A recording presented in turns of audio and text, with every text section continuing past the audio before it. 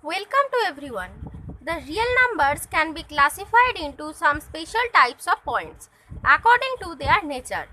Today we are going to discuss about all those types of points.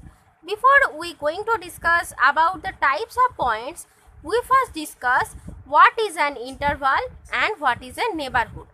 So throughout our discussion we assume that S is a non-empty subset of scriptor, that is set of all real numbers. Now interval. So interval is nothing but a non-empty subset of R. Now there are types of intervals. One is open interval, closed interval, half open, half closed interval. So first we discuss about open interval.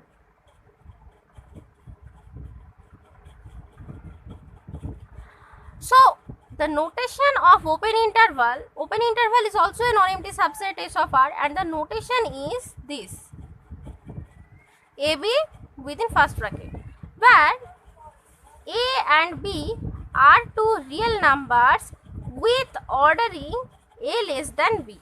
Now A less than B, this implies that AB are two distinct real numbers. So now in this case, S contains all those real numbers x such that x lies between A and B. Similarly, in case of closed interval, this is also a non-empty subset S of R, and the notation is AB closed interval within third bracket, where A and B are two distinct real numbers. Now here S consists of all those real numbers x between A and B with these two endpoints included in this set. Now half open, half closed interval. So suppose left open, right closed. This set contains all those real numbers such that A less than x less than equal to B, and left closed, right open. This consists of all those real numbers x such that A less than equal to x less than B. This holds. So this is our interval concept. Next we come to neighborhood.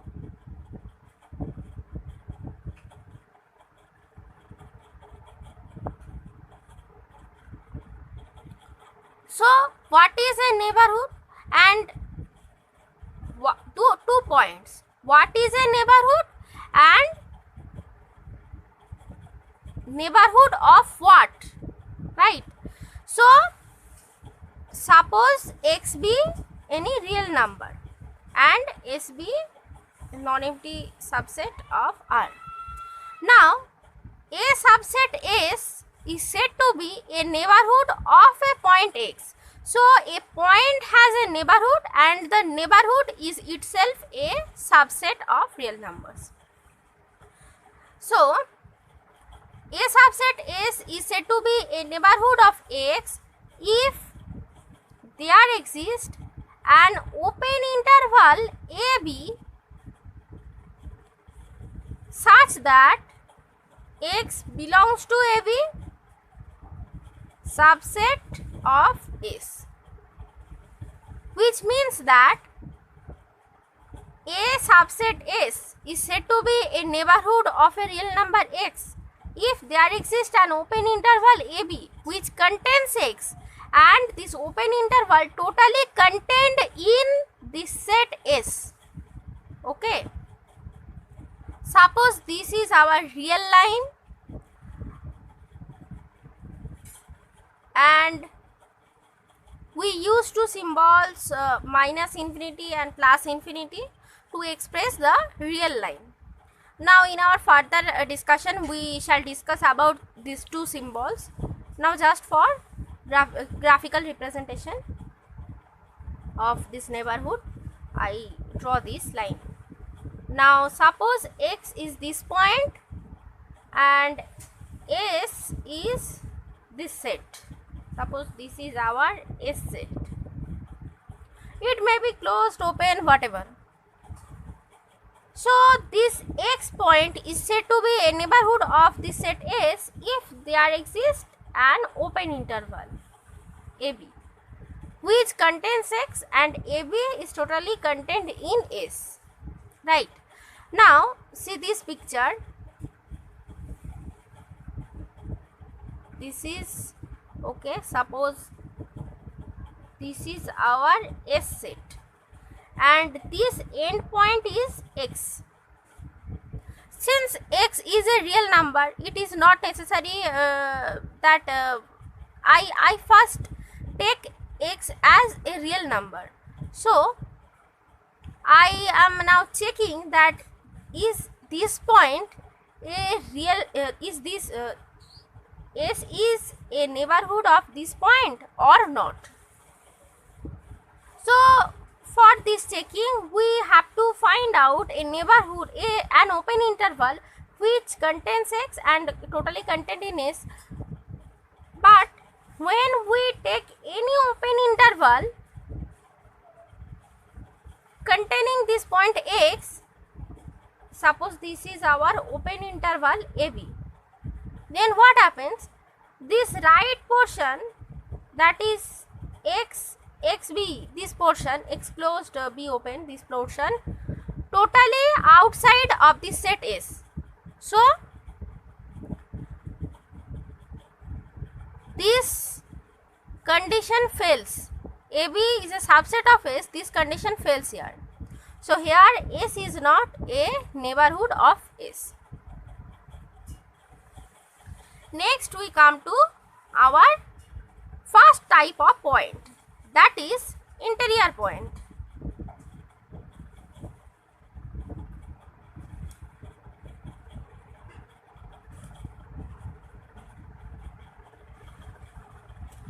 So suppose S is a subset of R and a point X in S is said to be an interior point of S if there exists a neighborhood Nx of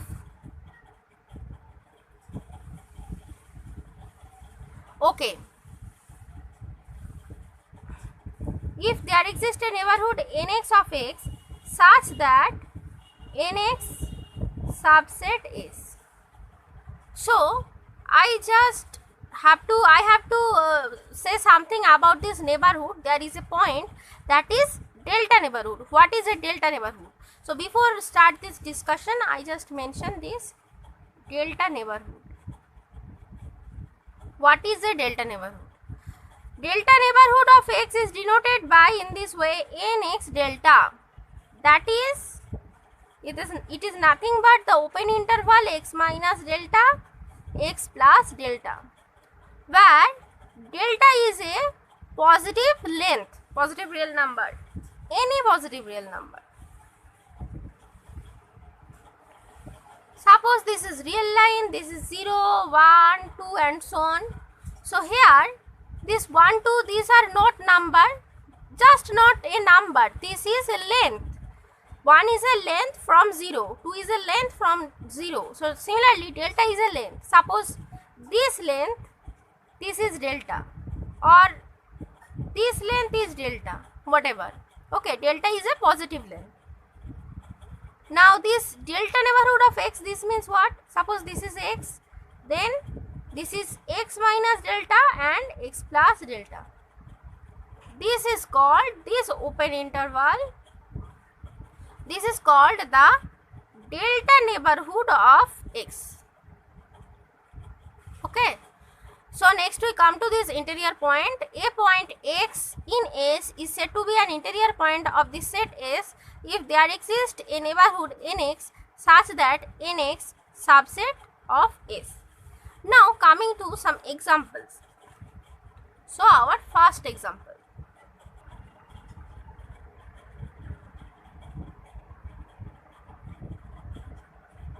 Suppose S is open interval 0 1. So suppose this is 0, this is 1, and this is our set S.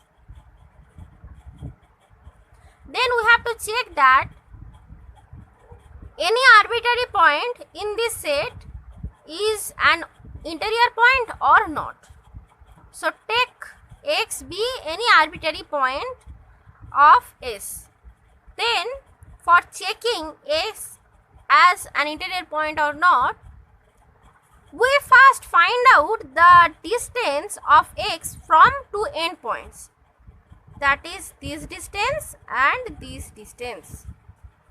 This distance means mod of x minus 0, and this distance means that is x minus 0, and this distance means mod of x minus 1.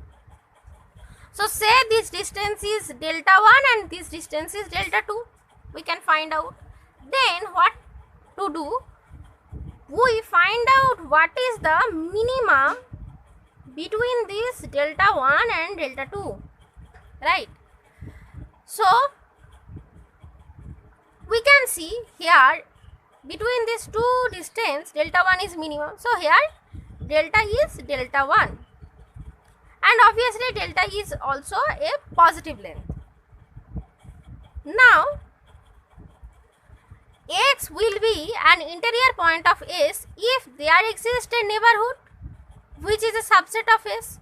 So if we consider a neighborhood of X, a delta neighborhood of X with the value of delta is this, the minimum, the half of this minimum length, that is here delta 1 is the minimum between these two, and if we consider the half distance, that is this distance is half of delta 1, this is the half of delta 1. So if we consider this as nx delta by 2, this minimum is delta I have written here, and if we consider the half delta by 2 and consider a delta neighborhood of x, nx delta by 2 with the length, that is this is x minus delta by 2 and this is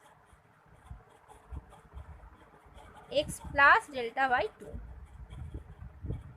Oh, this is okay, this is the distance, so x plus delta by 2, and this is x minus delta by 2.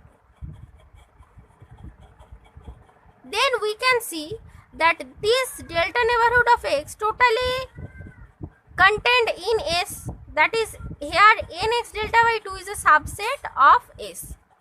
So this implies x is an interior point of S. So since x is an arbitrary point, any point of S is an interior point of S. Now here these two endpoints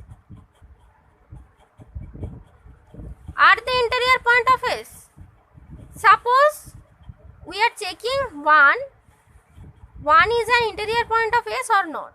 So here if we take any delta neighborhood for all values of delta greater than 0, if we take any delta neighborhood of 1, then what happens? This right portion, that is 1 and 1 plus delta, this portion totally outside of S. So for any value of delta, n1 delta is not a subset of S. Therefore two endpoints, similarly for this case, this left portion is totally outside. If this is n delta neighborhood of 0, then left portion is totally outside of this S. So two endpoints are not the interior points of S. Similarly, the points outside of S is not an interior point, because due to the definition, interior point must lie inside the set.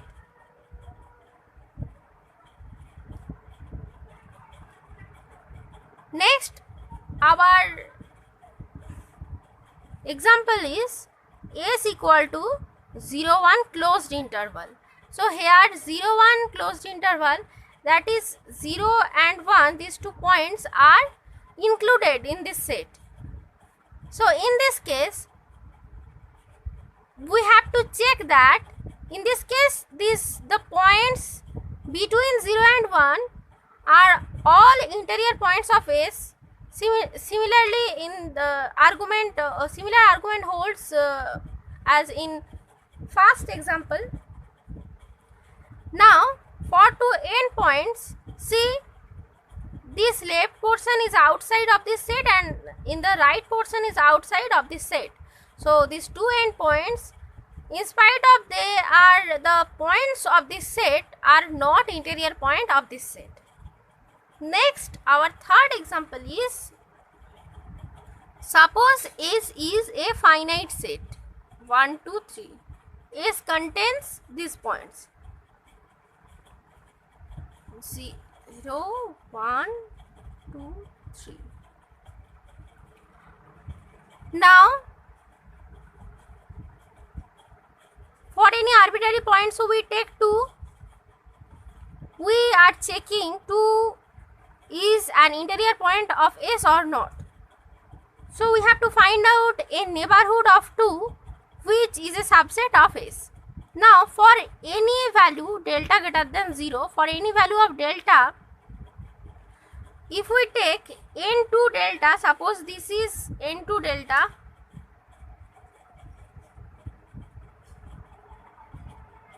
then we can see that these points, left portion and right portion of 2, this is 2 minus delta, this is 2 plus delta.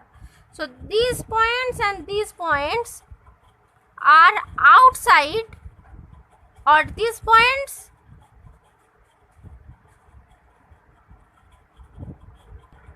do not belong to this set S, right? So the points of the left portion and right portion are outside of this set S. So we can say that here we cannot get any delta neighborhood n to delta. For all value of delta, we cannot get any neighborhood n to delta which is a subset of S. Similarly, if we consider this neighborhood, then it contains 1, 2, 3 points of set, but the other points of this neighborhood are totally outside of this set. So we cannot get any delta. If for all value of delta, we cannot get any neighborhood of the point of this set such that this neighborhood totally contained in this set, that is, this will not be a subset of S. So any finite set is not, in case of finite set, no point will be an interior point of S. Similarly, and notice that it happens because there are gaps between these 2 points. 1, 2, there is a gap. Due to this gap, these points are totally outside. When we take any neighborhood, then these points are totally outside of this set. So for this reason, this finite set are felt, the point of finite set are felt to be interior point of this set. But what happens in case of this open interval? There is no gap between between 2 points, between any 2 points of this set, right? There is no gap between any 2 points of this set. So any point of this set will be an interior point. But since in case of finite set, there are gaps between any 2 points. Similarly, take n, z, all the points of these sets are not interior point due to this gap. Now coming to our fourth example, set of all rational points. So suppose this is R1, this is R2, B2 rational points with ordering R1 less than R2, that is R1, R2, B2 distinct rational points. Then these are real numbers too. Any rational number is a real number too. by density property of R, we can say that between these two real numbers there is a rational number and there is infinitely many rational numbers due to the corollary of this density property. So suppose this is R3, another rational number, then again we can get between these two a rational number and so on, right? So, and also between any two rational numbers there lie an irrational number and therefore infinitely many irrational number, right? So between these two R1, R2, between these two rational numbers there lie irrational number S1. Since this is a real number, this is a real number, so between these two real numbers there also lie another irrational numbers and so on. So between two rational numbers there are infinitely many irrational numbers as well as there are infinitely many rational numbers due to the density property of R. So take any arbitrary point R, say this R is an rational number, then we are going to check that is this R an interior point of Q. Here S is Q. R is an since R is a rational number, so R belongs to S. So we are going to check that R is an interior point of S or not. So for this we have to find out a neighborhood which is totally contained in S, that is n R delta subset of S for any delta greater than 0. That is, we have to find out a neighborhood. Now take for any delta greater than 0, for any value of delta, we take this neighborhood. Suppose this is our delta neighborhood of R, nr delta. Then what happens? Then this R minus delta, R plus delta, between these two endpoints there are infinitely many rational numbers as well as irrational numbers. So these irrational numbers are not the points of S. Therefore, for any value of delta, we cannot get, there does not exist any such neighborhood such that n R delta totally contained in this set S. Here S is this, S is this, S is the set of rational numbers. So this implies that no rational number is an interior point of S, right? Similarly, no irrational number is an interior point of the set of all irrational numbers. That is, if we consider case 5, example 5, S equal to R minus Q, that is set of all irrational numbers, then the similar reason we can say that no irrational number is an interior point of this set. So next we come to our last example, that is improper subset.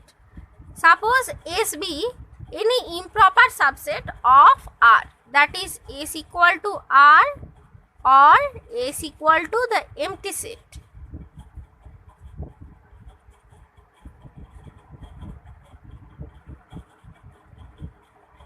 Then what happens? First check R. So R means this total real line. This is a neighborhood also. This is an open interval also, but this is not an open interval because according to the definition of open interval, these two endpoints are real numbers, right?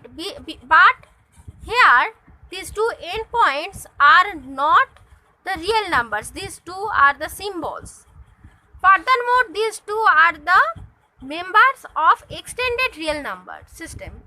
So for now, for this time, I just skip this symbolical expression, and we will discuss about these two symbols in our later discussion. So suppose this is our set R. Then take any arbitrary real number x. Then for any delta greater than 0, we can find delta neighborhood of x, which is totally inside of R. For any delta greater than 0, we can find the neighborhood which is totally contained in R. So this implies x is an interior point of the set R. That is, this holds. Every point, since x is arbitrary, every point, that is every real number, is an interior point of R. Now in case of empty set, what happens? So in case of empty set, there is no point in the set, therefore this set has no interior point. So today's discussion is totally based on the first point, that is interior point. Now in our next classes we shall discuss another points, another type of points. So keep watching, and thanks to everyone.